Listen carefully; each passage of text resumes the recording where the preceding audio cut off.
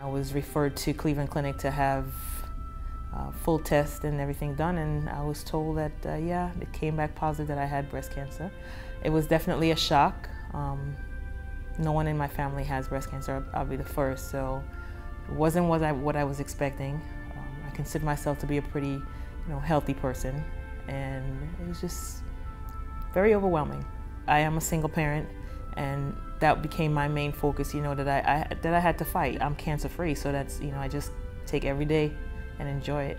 Life is just absolutely too short, and I feel like I definitely had a second chance at life right now, and I'm going to live it to the fullest. Cleveland Clinic Florida is a proud sponsor of Life's Victories.